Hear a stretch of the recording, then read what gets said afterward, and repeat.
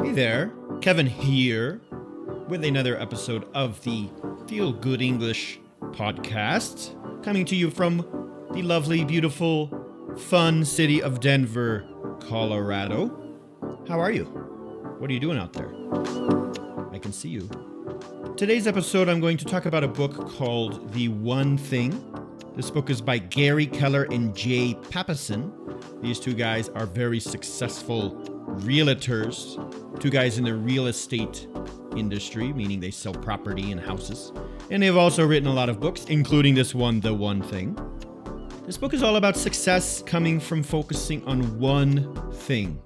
In order to be successful, we really need to figure out what we have to focus on. And in the book, they specifically give you ways to figure out what to focus on and how to avoid distractions, which I find quite useful. As in a lot of these books, I'm talking about this because I'm trying to apply these lessons to my life and sharing them with you. And in this episode, I'm going to give you some insights from the book, The One Thing, on how to choose what to focus on, how to avoid distractions, and how to live a more successful life. Okay, let's get started.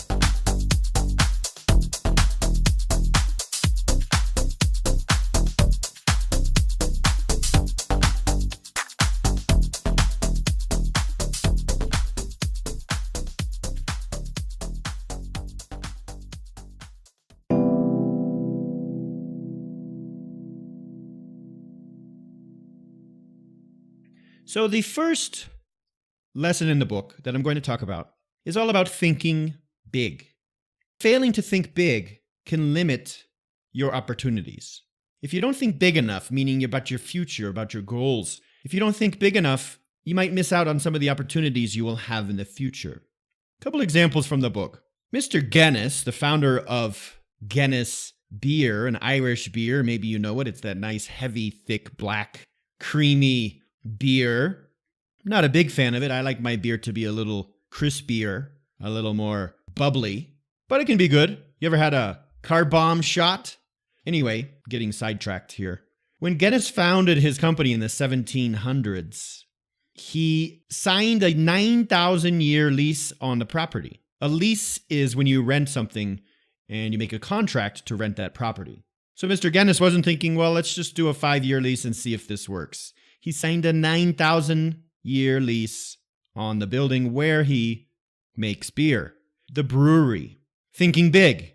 And obviously now Guinness is a huge beer company, very successful, and still around, even a few 300 years later. So when you're deciding what your goals are, it helps to think big. Your actions will be bigger and more important. Got it? So the second lesson in the book that I'm going to talk about is based on a Mark Twain quote. The quote is, "The secret of getting ahead is getting started. The secret of getting started is breaking your complex, overwhelming tasks into small, manageable tasks and starting on the first one." When we have big projects in the future or things that we really want to get done, but they just seem overwhelming, meaning they seem like there's just too many things to do and it's just too difficult and it's overwhelming. The best way to get started on these is to break the tasks into small, manageable tasks and start on the first one. So the focus question from this book, probably the most important phrase in the whole book, is this: what's the one thing I can do such that by doing it, everything else will become easier or unnecessary? Let me repeat that. What is the one thing I can do such that by doing it, everything else will become easier or unnecessary? And we can break this question down into two levels. First, on a macro level, the focusing question can help you see the big picture and identify your overall goal, the long-term goal, where you want to be in the future, the one thing you want to do and achieve in your life. Maybe it's your career goal, being the president of the company. In the second, more practical short-term level, brings up the question of prioritizing immediate options and selecting the most effective task to start with. Here you're looking for that one thing that you can do right now. For example, making that phone call or sending that email or helping out somebody at the company who you think might be able to get you ahead. So with my podcast, on the macro level, obviously I want to have a podcast that thousands of people listen to every week. I can share my lessons. I can pass what I'm learning to others to help them improve their lives and their business skills and also become more confident English speakers. That's the big macro level, the big picture. And on the more practical short-term micro level, what's something that I can do right now? Well, I'm doing it. I'm recording a lesson. I'm recording a podcast. Now, are there thousands of people listening to this? No. But it's the step that I need to take to get to that point. So that's what I'm doing right now to get to my big goal, which is having a podcast that a lot of people listen to. And the last lesson in this book is about accepting chaos. Chaos is when things get crazy. You have to develop faith and trust in the fact that if you focus on what's right, if you focus on the right tasks, all of that other stuff, that crazy chaos, will become easier. You can't let fear of other things not working out right take you away from doing what you need to do. Here's an example. Maybe for you, you want to take the IELTS or the TOEFL exam. You know it's important. But to do so and to do a good job on it, you have to start learning how the test works, how to perform on the test, what kind of techniques can help you get a better grade on the test, a better score. You have to start listening and reading to more English. So you know this is what you have to do. You know where you want to be. If you get the IELTS or the TOEFL, you could possibly get a job in another country or a better position at your company or go to school in another country. You know the dream you have. You know what you need to do to get there. And then you even figure out the task that you need to do to get you to that point. However, life gets in the way and you get distracted and sometimes you lose faith. I don't think this is going to happen. You have to learn how to accept all of that chaos around you and stay focused on what you know can happen. Have faith in yourself and know that you can do this and stay on course. Okay, so time to take action. What can you do from here? What are the action steps that the book would want you to take? First thing, think about your future. Visualize a future that you would like to have, let's say in 5 years from now, or even 10 years. The next step is to start visualizing this process to get there. Visualize the steps it will take. Visualize the habits and the skills that you will need to get to that point. They actually did a study once. They tested students who were going to take a test. Half of the students visualized their outcome. They visualized getting good scores before the test, while the other ones visualized what they were going to do to get those good scores. They visualized the process. The ones that visualized the process as opposed to just the result did better. So get really clear on what steps you'll need to take to get to that big dream of yours.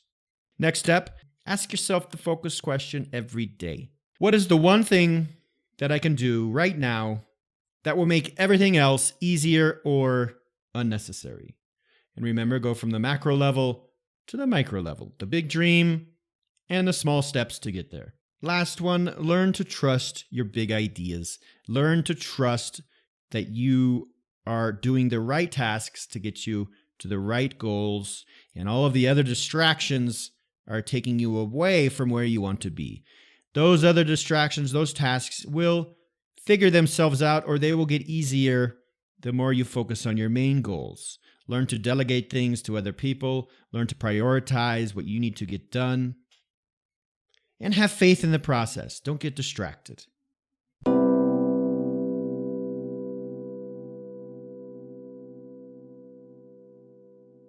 Going through the vocabulary from this episode.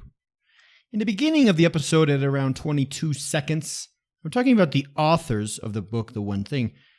They are realtors. They are in real estate. Real, like the word real. Fake, opposite of fake is real. They're in real estate. They sell property. They sell houses. They sell land. They're realtors. A phrasal verb you'll hear a lot in this episode is figure out. To figure out is to find the answer to something. I figured it out. And at 150, I say I like my beer to be a little crispier. Crispy is usually not used with beer. Usually it's used with food. Fried things are usually crispy. But a beer with a lot of carbonation, refreshing, I would call that crispy. 2 minutes, I say getting sidetracked. To get sidetracked is to lose the focus of what you're talking about and start talking about something else. So I was talking about a car bomb shot, something you do with Guinness. You ever heard of that? You drop a shot of whiskey and Baileys into a Guinness cup, a full can of Guinness, and you drink the whole thing. Don't do that. Brewery. Brewery is where they make beer. Brewery, Brewery. At 3 minutes 37 seconds, I talk about overwhelming. It's from the Mark Twain quote. Overwhelming. You've heard this in other episodes. To be overwhelmed means you have too many things to do. You feel like things are out of control. You're stressed out. Overwhelmed and stress are very similar. And at 7 minutes and 11 seconds, I say something about life gets in the way, to get in the way, to stop you from moving forward. A car can get in your way. That's like the literal meaning. But figuratively, life gets in the way means you're trying to do something, but then other things that you don't expect get in the way of what you're trying to do.